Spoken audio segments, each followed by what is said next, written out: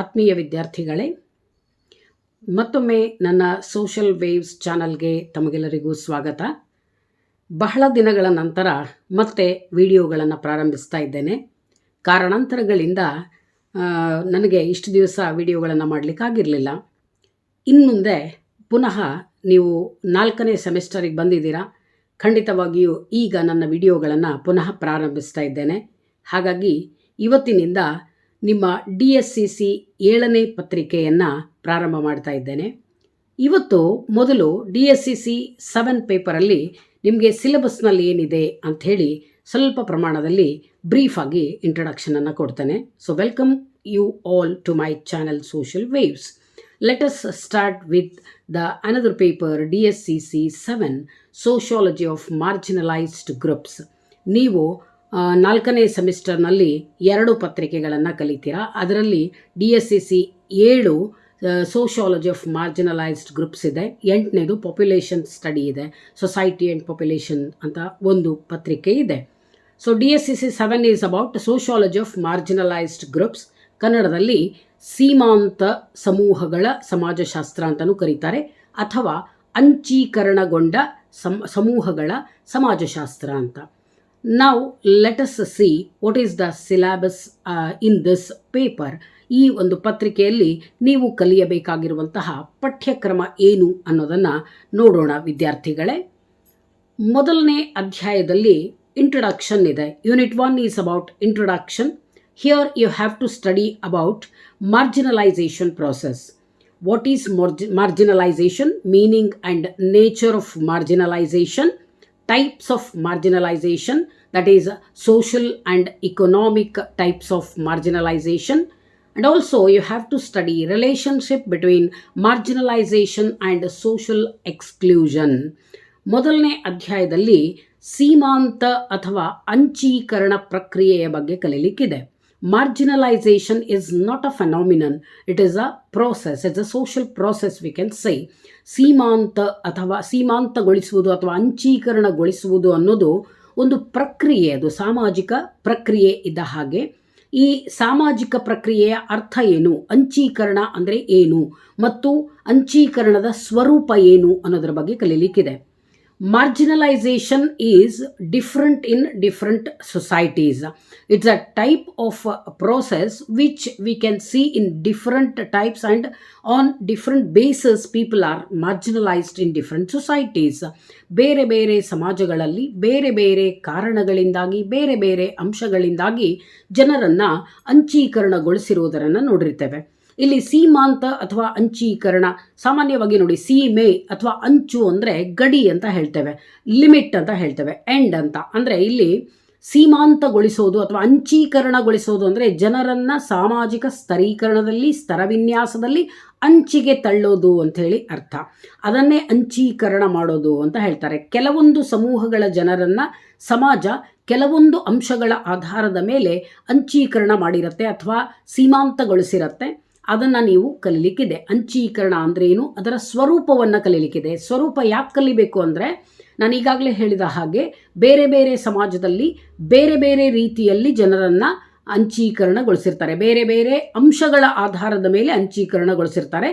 ಹಾಗಾಗಿ ನಾವು ಭಾರತ ದೇಶದಲ್ಲಿ ಸೀಮಾಂತಗೊಳಿಸಲಿಕ್ಕೆ ಕಾರಣಗಳೇನು, ಜನರನ್ನು ಅಂಚೀಕರಣಗೊಳಿಸಲಿಕ್ಕೆ ಕಾರಣಗಳೇನು, ಅದರ ಸ್ವರೂಪ ಹೇಗಿದೆ ನಮ್ಮ ದೇಶದಲ್ಲಿ ಅನ್ನೋದನ್ನು ಕಲಿಲಿಕ್ಕಿದೆ. ಹಾಗೆ ಇಲ್ಲಿ you have to study about different types of marginalization, that is social and economic marginalization.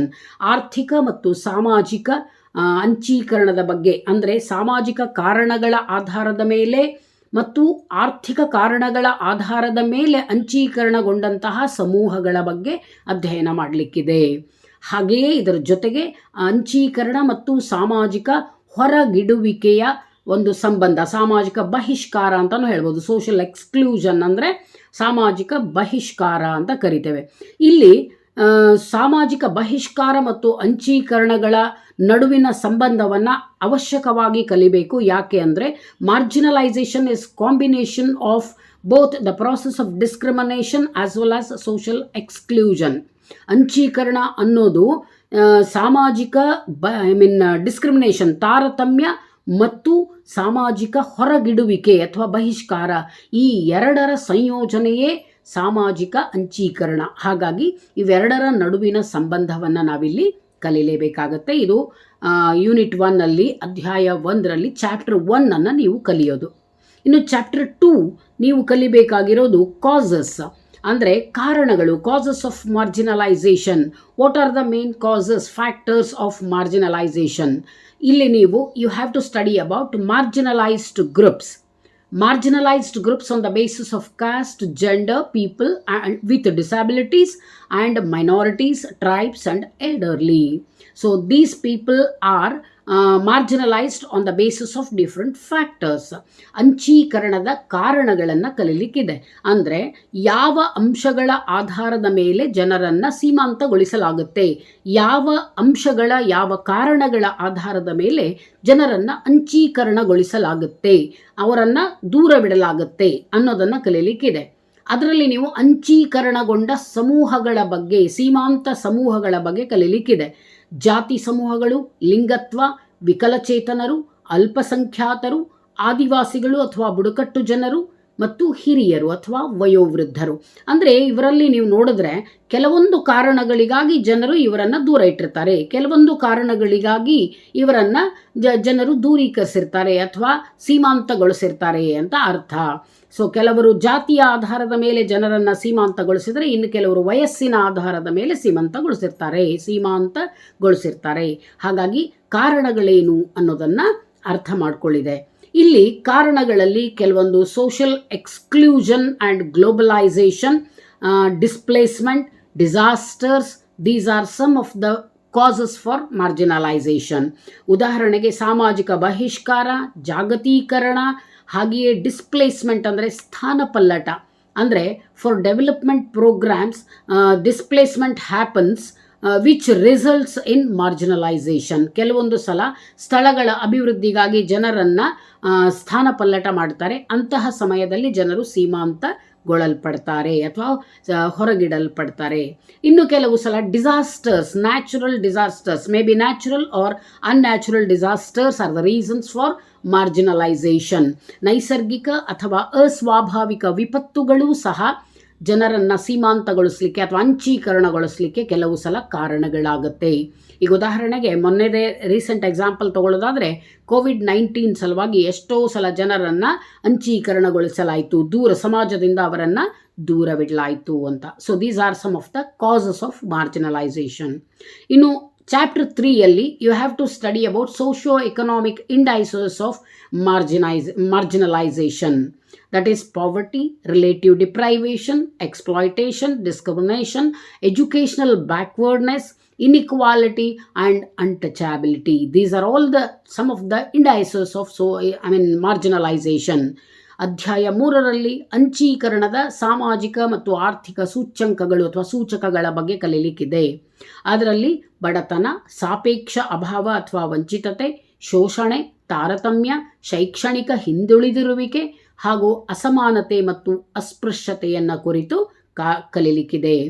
By this we can understand, by studying different indices of marginalization, we can understand how different social groups are fallen into different marginalized groups.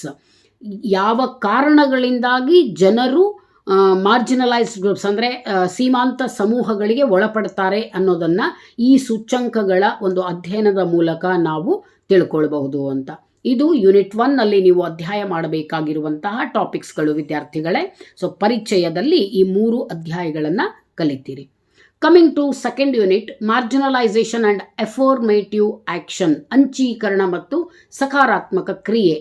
ಇಲ್ಲಿ ಅಂಚೀಕರಣದ ಬಗ್ಗೆ ಮತ್ತು ಸಕಾರಾತ್ಮಕ ಕ್ರಿಯೆ first ಚಾಪ್ಟರ್ಲಿ, chapter 4 you have to study about views of doctor Ambedkar and affirmative principles in the constitution of India. That is some of the constitutional provisions for marginalized groups. So ಅಧ್ಯಾಯ 4 ಭಾರತೀಯ ಸಂವಿಧಾನದಲ್ಲಿ ಸಕಾರಾತ್ಮಕ ತತ್ವಗಳ ಕುರಿತು ಡಾಕ್ಟರ್ ಅಂಬೇಡ್ಕರರ ವಿಚಾರಗಳನ್ನು ಕಲಿಯಲಿಕ್ಕಿದೆ. ಅಂದರೆ ಭಾರತೀಯ ಸಂವಿಧಾನದಲ್ಲಿ ಸಾಂವಿಧಾನಿಕವಾಗಿ ಅಂಚೀಕರಣಗೊಂಡ ಸಮೂಹಗಳಿಗಾಗಿ ಯಾವ ಯಾವ ಸೌಲಭ್ಯಗಳನ್ನು, ಸವಲತ್ತುಗಳನ್ನು, ಏರ್ಪಾಡುಗಳನ್ನು ಜನರಿಗೆ ಮಾಡಲಾಗಿದೆ, ಸೀಮಾಂತ ಸಮೂಹಗಳ ಜನರಿಗೆ ಕೊಡಲಾಗಿದೆ ಅನ್ನೋದ್ರ ಬಗ್ಗೆ ಇಲ್ಲಿ ಅಂಬೇಡ್ಕರ್ ಅವರು ವಿವರಿಸಿದ್ದಾರೆ. ಅವುಗಳ ಬಗ್ಗೆ ಕಲೀಲಿಕ್ಕಿದೆ. ನಿಮಗೆ ಗೊತ್ತಿರೋ ಹಾಗೆ ಅಂಬೇಡ್ಕರ್ ಅವರು ಸಾಮಾನ್ಯವಾಗಿ schedule caste and schedule tribes ಬಗ್ಗೆ ಸಾಕಷ್ಟು ಹೋರಾಡಿದವರು. ಅವರಿಗೆ ಸಮಾನತೆಯನ್ನು ದೊರಕಿಸಿಕೊಡಲಿಕ್ಕಾಗಿ ಸಂವಿಧಾನದಲ್ಲಿ ಹಲವಾರು ಸೌಲಭ್ಯಗಳನ್ನು ನೀಡಲಿಕ್ಕಾಗಿ ಹೋರಾಡಿದವರು. ಸಂವಿಧಾನದ ಪಿತಾಮಹ ಅಂತಲೇ ನಾವು ಕರಿತೇವೆ. ಸೊ ಅಂಬೇಡ್ಕರ್ ಅವರು ಕೆಲವೊಂದು ವಿಚಾರಗಳನ್ನು ವ್ಯಕ್ತಪಡಿಸಿದ್ದಾರೆ ಮಾರ್ಜಿನಲೈಸ್ಡ್ ಗ್ರೂಪ್ಸ್ ಸಲುವಾಗಿ. ಅವರಿಗಾಗಿ ಸಂವಿಧಾನ ಏನನ್ನು ಕೂಡ ಮಾಡಿದೆ ಅನ್ನೋದ್ರ ಬಗ್ಗೆ ವಿವರಿಸಿದ್ದಾರೆ. ಅವರ ಒಂದು ವಿಚಾರಗಳನ್ನು ತಿಳ್ಕೊಳ್ಳಿಕ್ಕಿದೆ. ಅಧ್ಯಾಯ 5ರಲ್ಲಿ chapter 5 it includes scheduled castes, scheduled tribes and status of women in these groups and also status of transgenders. So you have to study the status of women in marginalized groups like scheduled caste and scheduled tribes. What are the status they are enjoying? What are the difficulties, what are the challenges women are facing in the scheduled caste and scheduled tribes? And also about transgenders. So the status of transgenders in Indian society you have to study. ಅಧ್ಯಾಯ 5ರಲ್ಲಿ ಪರಿಶಿಷ್ಟ ಜಾತಿಗಳು ಮತ್ತು ಪರಿಶಿಷ್ಟ ಪಂಗಡಗಳು ಅಂದರೆ ಯಾವುವುಗಳನ್ನು ನಾವು ಸೀಮಾಂತ ಸಮೂಹಗಳು ಅಥವಾ ಅಂಚೀಕರಣಗೊಂಡ ಸಮೂಹಗಳು ಅಂತ ಕರಿತೇವೆ, ಸಮಾಜದಲ್ಲಿ ಕೆಳ ಸ್ಥಾನಮಾನವನ್ನು ಹೊಂದಿರುವಂತಹ ಸಮೂಹಗಳು ಅಂತ ಕರಿತೇವೆ. ಅಂತಹ ಸಮೂಹಗಳ ಸ್ತ್ರೀಯರ ಸ್ಥಾನಮಾನಗಳ ಕುರಿತು ನಿಮಗೆ ಅಧ್ಯಯನ ಮಾಡಲಿಕ್ಕಿದೆ. ಇದರ ಜೊತೆಗೆ ಇತ್ತೀಚೆಗೆ ಹೆಚ್ಚು ಪ್ರಚಲಿತದಲ್ಲಿರುವಂತಹ ತೃತೀಯ ಲಿಂಗಿಗಳ ಸ್ಥಾನಮಾನಗಳ ಬಗ್ಗೆ ಕೂಡ ಅಧ್ಯಯನ ಮಾಡಲಿಕ್ಕಿದೆ ಅಧ್ಯಾಯ 5ರಲ್ಲಿ. Coming to chapter 6, the students, you have to study about the status of landless agricultural laborers and also status of land ownership among scheduled castes and scheduled tribes. So, what is the status of landless agricultural laborers in marginalized groups? And also status of land ownership. How is the land ownership? What type of land ownership is existed among scheduled castes and scheduled tribes? You have to study all these things. ಅಧ್ಯಾಯ 6ರಲ್ಲಿ ಭೂರಹಿತ ಕೃಷಿ ಕಾರ್ಮಿಕರ ಸ್ಥಾನಮಾನ ಹೇಗಿದೆ ಸೀಮಾಂತ ಸಮೂಹಗಳಲ್ಲಿ ಅಥವಾ ಅಂಚೀಕರಣಗೊಂಡ ಸಮೂಹಗಳಲ್ಲಿ, ಅಲ್ಲದೆ ಪರಿಶಿಷ್ಟ ಜಾತಿ ಮತ್ತು ಪರಿಶಿಷ್ಟ ಪಂಗಡಗಳಲ್ಲಿ ಭೂ ಒಡೆತನ ಪದ್ಧತಿ ಹೇಗಿದೆ, ಭೂ ಒಡೆತನದ ಸ್ಥಿತಿಗತಿ ಹೇಗಿದೆ, ಭೂ ಒಡೆತನದ ಸ್ಥಾನಮಾನ ಹೇಗಿದೆ ಅನ್ನೋದರ ಬಗ್ಗೆ ಕಲೀಲಿಕ್ಕಿದೆ. ಇದು ವಿದ್ಯಾರ್ಥಿಗಳೇ ನೀವು ಕಲಿಬೇಕಾಗಿರುವಂಥ 2ನೆಯ ಯೂನಿಟ್ಟು ಅಂಚೀಕರಣ ಮತ್ತು ಸಕಾರಾತ್ಮಕ ಕ್ರಿಯೆ, marginalization and affirmative action. Coming to 3rd unit and the last unit in this paper is marginalized groups and social change. ಅಂಚೀಕರಣಗೊಂಡ ಸಮೂಹಗಳು ಮತ್ತು ಸಾಮಾಜಿಕ ಪರಿವರ್ತನೆ. ಹೇಗೆ ಸಾಮಾಜಿಕ ಪರಿವರ್ತನೆಯನ್ನು ತರುವಲ್ಲಿ ಈ ಸಮೂಹಗಳು ಕಾರಣವಾಗುತ್ತೆ, ಹೇಗೆ ಕೆಲವೊಂದು ಸಲ ತೊಂದರೆಯೂ ಆಗುತ್ತೆ, ಹೇಗೆ ಕೆಲವೊಂದು ಸಲ challenges, we have to face challenges to bring social changes in society because of these marginalized groups. You have to study all these things. Coming to chapter 7, the students, you have to study about social mobility among marginalized groups. How is the mobility? What are the factors that affect social mobility in marginalized groups? That is education, employment, political participation, conversion, migration. All these factors affect the social mobility of marginalized groups. ವಿದ್ಯಾರ್ಥಿಗಳೇ, ಅಧ್ಯಾಯ 7ರಲ್ಲಿ ನೀವು ಅಂಚೀಕರಣಗೊಂಡ ಸಮೂಹಗಳಲ್ಲಿ ಸಾಮಾಜಿಕ ಚಲನೆಯನ್ನು ಕುರಿತು ಕಲೀಲಿಕ್ಕಿದೆ. Already you have studied what do you mean by social mobility, what is meant by social mobility. Social mobility is nothing but movement of a person from one social class to another social class. ಸಾಮಾಜಿಕ ಚಲನೆಯನ್ನು ಕುರಿತು ಈಗಾಗಲೇ ಕಲ್ತಿದ್ದೀರಾ ವಿದ್ಯಾರ್ಥಿಗಳೇ. ಸಾಮಾಜಿಕ ಚಲನೆ ಅಂದರೆ ಒಬ್ಬ ವ್ಯಕ್ತಿ ಒಂದು ಸಾಮಾಜಿಕ ಅಂತಸ್ತಿನ ಸಮೂಹದಿಂದ ಇನ್ನೊಂದು ಸಾಮಾಜಿಕ ಅಂತಸ್ತಿನ ಸಮೂಹಕ್ಕೆ ಚಲಿಸೋದನ್ನೇ ಸಾಮಾಜಿಕ ಚಲನೆ ಅಂಥೇಳಿ ಕರಿತೇವೆ. ಈಗ ನೀವು ಅದು ಸಾಮಾಜಿಕ ಚಲನೆ ಇಡೀ ಸಮಾಜಕ್ಕೆ ಅನ್ವಯಿಸಿದ್ದನ್ನು ಕಲ್ತಿದ್ದೇವೆ. ಇವಾಗ ನೀವು ಕಲಿಬೇಕಾಗಿರೋದು ಅಂಚೀಕರಣಗೊಂಡ ಸಮೂಹಗಳಲ್ಲಿ ಅಸ್ತಿತ್ವದಲ್ಲಿರುವಂತಹ ಸಾಮಾಜಿಕ ಚಲನೆ. ಅಂದರೆ ಯಾವ ಸಮೂಹಗಳನ್ನು ಸಮಾಜದ ಅಂಚಿನಲ್ಲಿವೆ, ಸಮಾಜದ ಕೊನೆಯಲ್ಲಿವೆ ಅಂತ ನಾವು ವಿಚಾರಿಸ್ತೇವೋ ಅಂತಹ ಒಂದು ಸಮೂಹಗಳಲ್ಲಿ ಸಾಮಾಜಿಕ ಚಲನೆಯ ಮೇಲೆ ಪ್ರಭಾವ ಬೀರುವ ಅಂಶಗಳು ಯಾವ್ಯಾವುದು ಅಂಥೇಳಿ. ಸೊ ಅಲ್ಲಿ ಶಿಕ್ಷಣ ಆಗಿರ್ಬೋದು, ಉದ್ಯೋಗ, ರಾಜಕೀಯ ಸಹಭಾಗಿತ್ವ, ಮತಾಂತರ ಮತ್ತು ವಲಸೆ, ಈ ಎಲ್ಲ ಅಂಶಗಳು ಸಾಮಾಜಿಕ ಚಲನೆಯ ಮೇಲೆ, ಅಂಚೀಕರಣಗೊಂಡ ಸಮೂಹಗಳ ಜನರ ಸಾಮಾಜಿಕ ಚಲನೆಯ ಮೇಲೆ ಹೇಗೆ ಪರಿಣಾಮವನ್ನು ಬೀರುತ್ತೆ, ಹೇಗೆ ಕಾರಣಗಳಾಗುತ್ತೆ ಅನ್ನೋದನ್ನು ಕಲೀಲಿಕ್ಕಿದೆ. Coming to chapter 8 under unit 3, you have to study about challenges of privatization and response by marginalized groups. ಖಾಸಗೀಕರಣದ ಸವಾಲುಗಳು ಮತ್ತು ಅಂಚೀಕರಣಗೊಂಡ ಸಮೂಹಗಳ ಪ್ರತಿಕ್ರಿಯೆಯನ್ನು ಕುರಿತು ಕಲೀಲಿಕ್ಕಿದೆ. So as you have already studied about globalization, privatization and liberalization, LPG we will say. So ಖಾಸಗೀಕರಣ, ಉದಾರೀಕರಣ ಮತ್ತು ಖಾಸಗೀಕರಣ, ಉದಾರೀಕರಣ ಮತ್ತು ಜಾಗತೀಕರಣಗಳ ಬಗ್ಗೆ ಈಗಾಗಲೇ ಕಲ್ತಿದ್ದೀರಾ. ಇಲ್ಲಿ ಖಾಸಗೀಕರಣ ಅನ್ನೋದು ಅಂಚೀಕರಣಗೊಂಡ ಸಮೂಹಗಳ ಮೇಲೆ ಏನು ಪರಿಣಾಮ ಬೀರ್ತಾ ಇದೆ, ಆ ಖಾಸಗೀಕರಣಕ್ಕೆ ನಮ್ಮ ಅಂಚೀಕರಣಗೊಂಡ ಸಮೂಹಗಳು ಅಥವಾ ಸೀಮಾಂತ ಸಮೂಹಗಳ ಪ್ರತಿಕ್ರಿಯೆ ಹೇಗಿದೆ, what is exactly the response of marginalised groups towards privatisation, you have to study. And last but not the least, chapter 9 is about social justice in the context of globalization. ಅಧ್ಯಾಯ 9ರಲ್ಲಿ ಜಾಗತೀಕರಣದ ಸಂದರ್ಭದಲ್ಲಿ ಸಾಮಾಜಿಕ ನ್ಯಾಯವನ್ನು ಕುರಿತು ಕಲೀಲಿಕ್ಕಿದೆ. So globalization period, it's a globalization, global village, total world is a global village ಅಂತ ಕರೀತೇವೆ.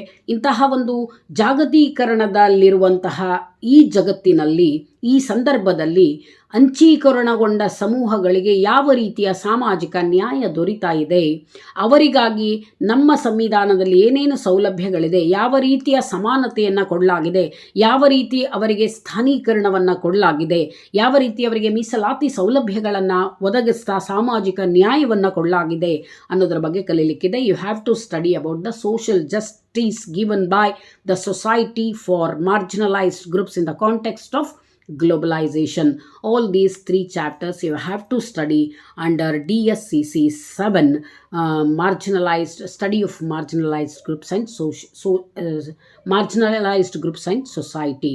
ಈ ಒಂದು ಪತ್ರಿಕೆಯಲ್ಲಿ ನಿಮಗೆ ಕಲೀಲಿಕ್ಕಿದೆ. ವಿದ್ಯಾರ್ಥಿಗಳೇ, ಇದು ಪಠ್ಯಕ್ರಮವನ್ನು ಕುರಿತು ನನ್ನ ಸಣ್ಣದಾದಂಥ ಒಂದು ವಿಡಿಯೋ. ಮುಂದೆ ಪ್ರತಿಯೊಂದು ಅಧ್ಯಾಯವನ್ನು ನಾನು ವಿಡಿಯೋ ಮಾಡಲಿಕ್ಕೆ ಪ್ರಯತ್ನ ಪಡ್ತೇನೆ. ಇನ್ನಷ್ಟು ವಿಡಿಯೋಗಳಿಗಾಗಿ, for more interesting video, subscribe to my channel social Waves. Subscribe, like and share it if you like it. Thank you.